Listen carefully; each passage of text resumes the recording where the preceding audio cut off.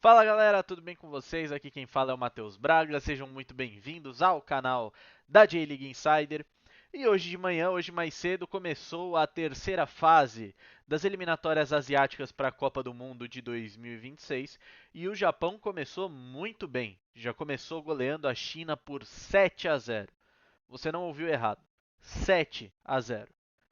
O Japão jogou contra a China no Saitama 2002 Stadium, casa do Urawa Red Diamonds, e o jogo foi muito bom, né? A gente vai comentar um pouco sobre o que aconteceu na partida. Eu vou falar um pouco sobre as minhas opiniões. Eu estava comentando a partida na Rádio Mirai, a rádio niponista do Brasil, e vou contar para vocês um pouco da minha visão, tá?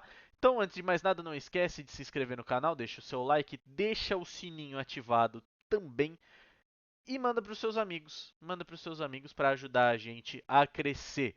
Ainda mais depois da queda do X aqui no Brasil, a gente perdeu bastante do nosso público, a gente perdeu quase a totalidade do nosso público e a gente está lutando para se reerguer, né? A gente está lutando para conseguir encontrar todos aqueles quase 6 mil seguidores do X que acabaram se tornando apenas 800 lá no Blue Sky. Então, todos os links para as redes sociais vão estar aqui na descrição do vídeo. Bom, pessoal, eu estou aqui com as minhas anotações abertas, né? Ó, vou mostrar para vocês aqui as anotações que eu fiz aqui durante a partida. O Japão foi a campo com o Zion Suzuki no gol, com a linha de zaga formada pelo Koki Machida, Ko Itakura e o Shogo Taniguchi. A dupla de volantes foi Hidemasa Morita e Wataru Endo. Pela frente, né, o quarteto ali da frente do meio de campo foi Doan, Takekubo, Minamino e Mitoma, e no ataque o Ayase Ueda. Essa foi a escalação titular da equipe do Japão. E a gente já começa notando uma coisa muito interessante, que é o Japão entrando com uma linha de três zagueiros, né? Geralmente isso não acontece, o Moriyasu ele acaba preferindo pelo 4-2-3-1, mas às vezes ele acaba colocando uma linha de três zagueiros, justamente quando ele também sabe que vai enfrentar equipes um pouco mais difíceis. A gente viu isso acontecendo, por exemplo, na Copa do Mundo do Catar, quando o Japão vence a Alemanha e vence a Espanha. O Japão jogou melhor, inclusive, quando teve uma linha de cinco defensores, né, a linha de três zagueiros. No entanto, uma linha de cinco defensores formadas por dois alas. Na ocasião, era Junya Ito e Kaoru Mitoma, ou Junya Ito e o Nagatomo, formando essas alas. Hoje, as alas foram formadas pelo Kaoru Mitoma e pelo Uritsu Doan. Os dois meias eles acabam atuando um pouco mais centralizados, mais próximos do Ayase, né? Tanto o Kubo quanto o Minamino. E em algum momento um dos dois acaba virando um segundo atacante, enquanto o outro acaba ficando com uma posição mais de meia. E também fazendo essa dobradinha com os alas, ou seja, existiam momentos em que a gente via, por exemplo, o Kubo um pouco mais aberto pela direita para o Doan jogar um pouco mais centralizado. O Mitoma, quando vinha um pouco mais para o meio, o Minamino acabava indo fazer aquela função. E isso rendeu muitas jogadas boas para o Japão naquele momento.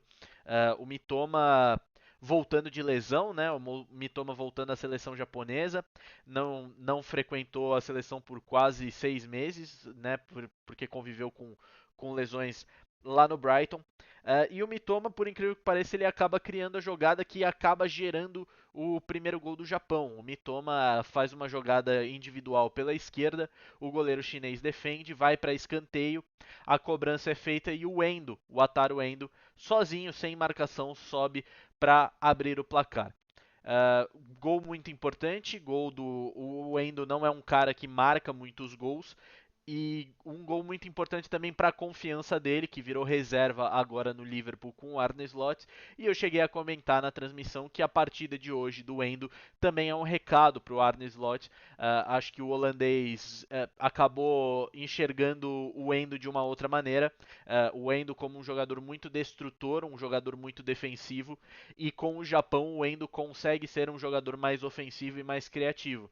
Então é um recado também para o Arne Slot que o Endo pode sim fazer a função que o Slot pode estar planejando para um volante na equipe do Liverpool. Então foi uma partida também muito interessante e um gol muito importante para que o Endo continue esse desenvolvimento dele. E agora ele como capitão, né? Este ciclo é do Endo capitão. e então é muito importante também para a liderança do Endo dentro da seleção japonesa. Então o Endo abre o placar e o Japão continua atacando, continua pressionando, continua batendo na porta da zaga chinesa, só que acaba perdendo muitos gols e alguns gols fáceis. O Ueda acaba perdendo um gol na cara, o Minamino também acaba perdendo gols na cara, o Kubo principalmente. O Kubo no primeiro tempo, inclusive, eu cheguei a comentar que eu achava que ele estava um pouco abaixo da rotação do resto do time. E ele começa o jogo realmente um pouco abaixo. Tá?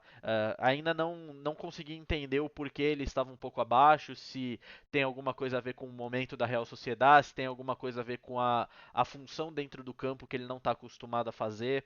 Não consegui entender o porquê o Cubo estava um pouco abaixo, mas por mais que a bola passasse por ele, a bola não saía dele com a melhor qualidade do que saía dos pés do Minamino, do Doan, do Mitoma, por exemplo. E martelando, martelando, martelando, o Doan acha um cruzamento perfeito para o Mitoma fazer o segundo gol ainda antes do final do primeiro tempo. Então o Japão vai para o intervalo com 2-0. E um gol também, assim como a gente falou do Endo, é um gol muito importante para o Mitoma também. Né? O Mitoma, como a gente já citou, ele está voltando para a seleção, esteve afastado muito tempo por conta de lesões, ele conviveu com lesões no Brighton na temporada passada, lesões que vinham inclusive antes da data FIFA, então ele acabava ficando de fora da convocação da seleção, acabou perdendo inclusive a Copa da Ásia no começo desse ano também. E muito importante também, então, para o Mitoma esse gol. O Mitoma, que é o principal jogador japonês hoje, é o destaque dessa seleção. E a gente viu também durante o jogo que as principais jogadas do Japão acabavam saindo pelo lado esquerdo, justamente dos pés do Kaoru Mitoma.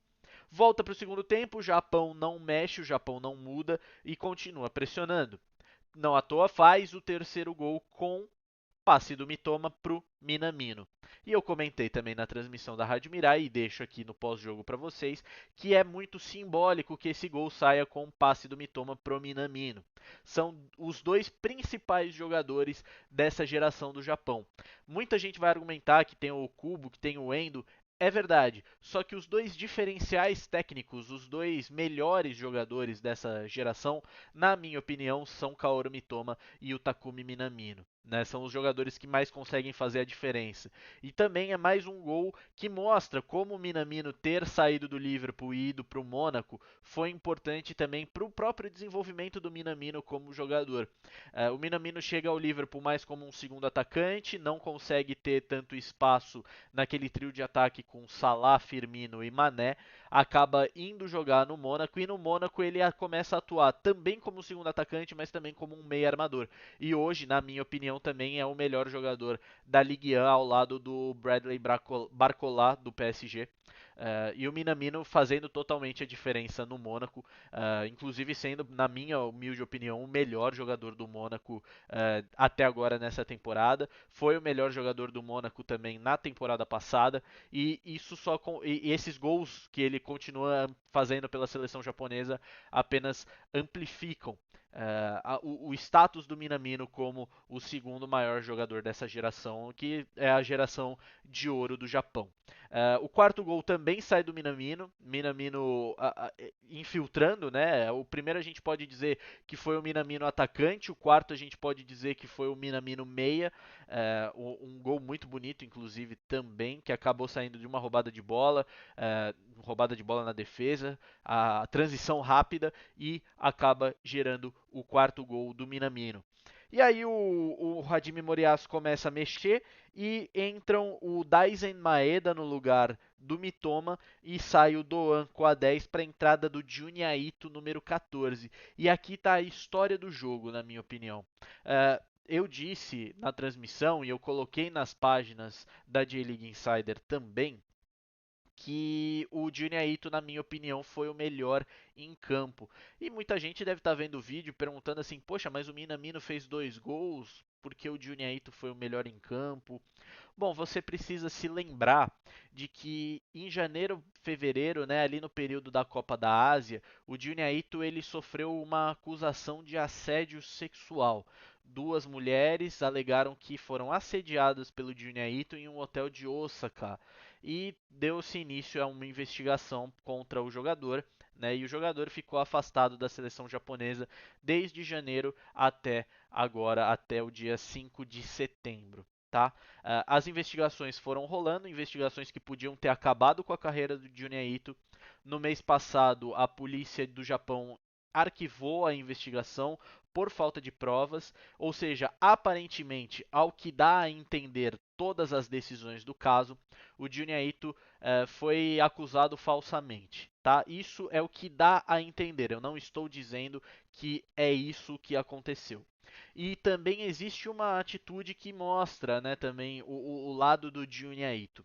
Quando a gente pega algumas outras acusações de assédio sexual ou até mesmo de crimes sexuais, a gente pode citar o caso do Daniel Alves, até mesmo dentro do Japão, o Kaishu Sano. Poucas pessoas se defenderam com a garra do Junya Ito. Desde o primeiro momento que isso aconteceu, o Junya Ito não é que ele se fez um veja bem como o Daniel Alves, sabe? Tipo, veja bem, não teve, mas foi consensual. Não, veja bem, olha, aconteceu assim, assim, assado. Não, o Junya Ito não fiz, sou inocente, vou provar a minha inocência, estou à disposição das autoridades. E ele esteve à disposição das autoridades. Ele se colocou à disposição, ele esteve à disposição, ele foi investigado e a investigação foi arquivada por falta de provas, por falta de evidências. Então, ao que tudo indica, as acusações foram caluniosas e, inclusive, o Junya Ito já está processando, inclusive, as duas mulheres que o acusaram e dois jornalistas que divulgaram a primeira notícia também por calúnia e difamação. Então, também uma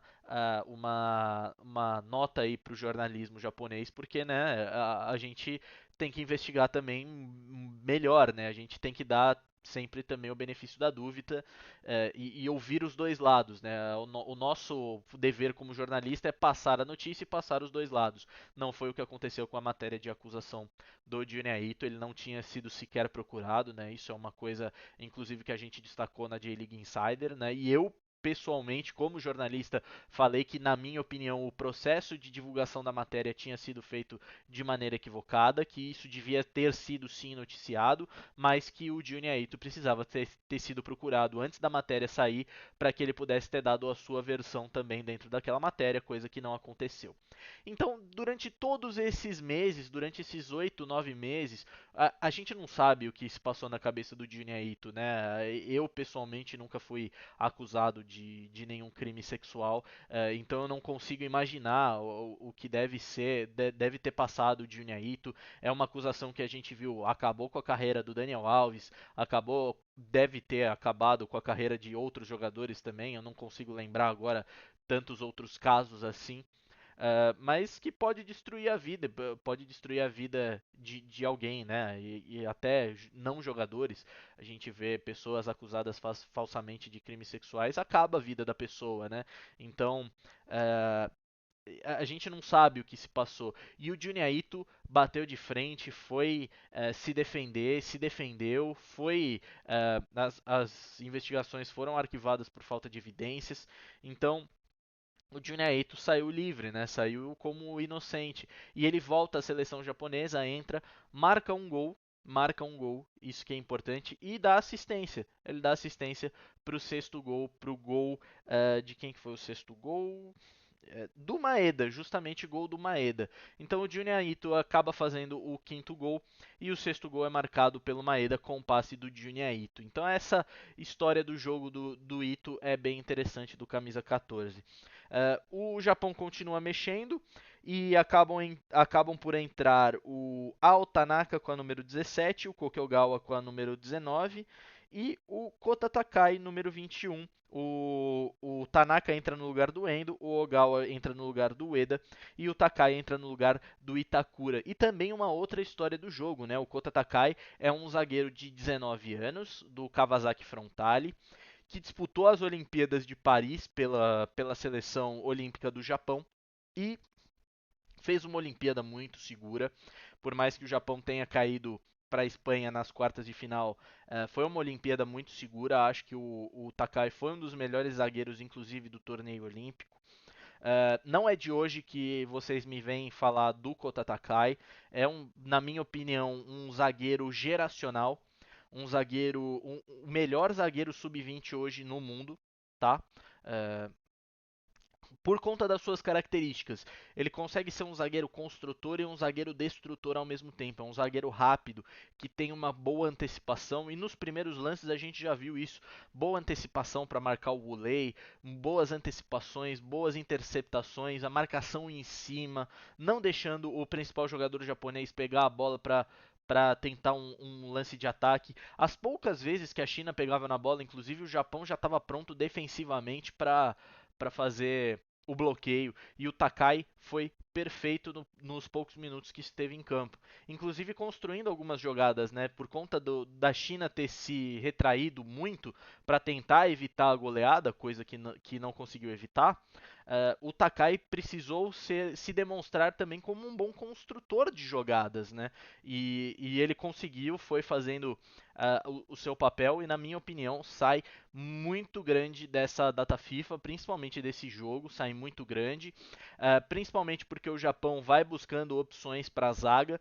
Claro, o Takai foi convocado dessa vez porque o Hiroki Ito e o Takehiro Tomiyasu estão lesionados, mas o Hajime Moreasu ganha uma opção também, né? Caso o Takehiro Tomiyasu, que tem um problema também com lesões, continue se lesionando e acabe perdendo espaço dentro da seleção japonesa, é bom saber que o Japão tem o Kota Takai para suprir essa ausência, para suprir essa necessidade. E é um jovem de 19 anos que tem muito caminho pela frente, tá só, se eu não me engano, na segunda temporada dele pelo Kawasaki Frontale, com certeza vai ser assediado por clubes europeus na próxima janela. Acho que não veremos o Kota Takai disputando a J-League de 2025, mas é um cara também com experiência em Champions da Ásia, ele jogou a última edição da Champions da Ásia, vai jogar a Champions League Elite dessa temporada, pelo menos a fase de liga, né? Essa primeira fase da temporada. E é um grande jogador, um grande atleta que ganhou a sua vaga na seleção. Eu não vou dizer que foi só pelas ausências do Tomiyasu e do Ito. O Takai ele realmente ganha a sua vaga nessa seleção pelo que vem fazendo no Frontale e pelo que fez nas Olimpíadas de Paris. O sétimo gol marcado pelo Kubo, uma jogada de bate-rebate, a bola acaba sobrando para o Cubo e ele acerta um chutaço, mas até aí a China já estava entregue no jogo, né? A China, a China nunca participou desse jogo, né? Os jogadores entraram em campo, mas o Zion Suzuki, por exemplo, vocês veem que eu só o citei no primeiro momento quando a gente falou das escalações. O Zion não teve trabalho, né? Podia ser o Moriaço no gol que a China não teria chegado, o zero da China não teria saído do placar, porque a China se preocupou muito com a defesa. E depois que tomou o primeiro gol do Endo, eu esperava que a China fosse mais para cima, né? E acabou não indo. Acabou se retraindo mais e acabou tentando evitar a goleada. Uma atitude, na minha opinião, é claro, ridícula, né? Ridícula para um time que quer se classificar para a Copa do Mundo. A China precisa ter o entendimento de que, ok, talvez não consiga a classificação nessa fase, vai ter, um grupo que tem a Arábia Saudita, é um grupo que tem a Austrália, é um grupo que tem o Japão, mas o terceiro e o quarto ganham vaga para a quarta fase, que também dá vaga para a Copa do Mundo. E ainda tem boas seleções nesse grupo. Tem o Bahrein ganhou da Austrália, por exemplo, né? Então a China tem que ficar de olho. A China não pode bobear, perder pontos da maneira que perdeu. A China devia ter ido para cima. Se tá perder nesse caso específico, você se defendeu, você é atacada no mesmo, porque o Japão é muito superior. O Japão é muito superior hoje à Coreia do Sul, inclusive, na minha opinião, é claro. O Japão é muito superior hoje à Coreia do Sul, inclusive, que é a segunda força dentro da Ásia. Agora, para a China, não fazia diferença se ia se defender ou se ia atacar. Pelo menos deixava alguma impressão do jogo. Eu não conseguia avaliar a China. Eu consegui ver que a linha de defesa da China é uma porcaria. Não conseguiu segurar nada. né? O Japão entrava, fazia o que queria na linha de defesa da China. Então, acho que isso que foi o mais importante também a se destacar pelo lado dos chineses. É uma atitude muito passiva e que me desagrada, obviamente, né? E assim, se a China tentou evitar a humilhação, não conseguiu, porque o Japão saiu com um 7-0 que poderia ter sido mais de 10, né? Isso é um detalhe importante. E se eu não estou enganado, eu falei isso na transmissão da Rádio Mirai, é, é a maior goleada do Japão sobre a China no futebol. Então, é algo também a se destacar. É, a gente costuma dizer, falar bastante de intrigas entre Japão e China na geopolítica, né? Os dois disputando ali a soberania geopolítica na Ásia, mas no futebol isso não tem comparação. No futebol de seleções mesmo, o dono da AFC se chama Japão. Né?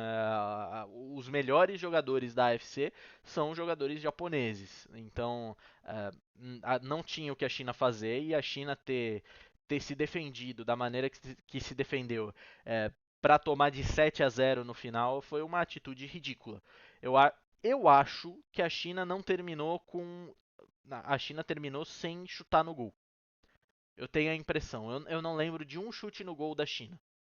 Então eu acho que isso também deixa a partida dos chineses um pouco mais ridícula, né? E a atuação vergonhosa dos chineses, que não é problema do Japão, né? Se o Japão está jogando contra uma equipe fraca, o Japão pelo menos mostrou o seu poderio e conseguiu ganhar bem e fazer saldo, que é o mais importante, principalmente dentro desse grupo. Dando a sorte de que a Austrália já perdeu para o Bahrein, o Japão deve se confirmar como líder do grupo nessa primeira rodada. Próxima rodada contra o Bahrein na terça-feira, 1 da tarde, se eu não me engano. Transmissão com imagens na ESPN 4, mas se você quiser, vai ter a Rádio Mirai, é só ficar de olho nas redes sociais aqui da J-League Insider, porque eu já fui convidado pelo pessoal para comentar a partida contra o Bahrein também. Espero que vocês tenham gostado do jogo. Se você acordou para ver, se você não acordou para ver, dá uma olhada nos melhores momentos uh, para dar uma moral também para a seleção japonesa. Agradeço por vocês terem acompanhado esse vídeo. A gente vai ficando por aqui. Não se esquece mais uma vez de se inscrever no canal, ativa o sininho, deixa o seu like, deixa o seu comentário também. O que você achou da partida do Japão? Eu vou ficando por aqui. Agradeço a vocês e até a próxima.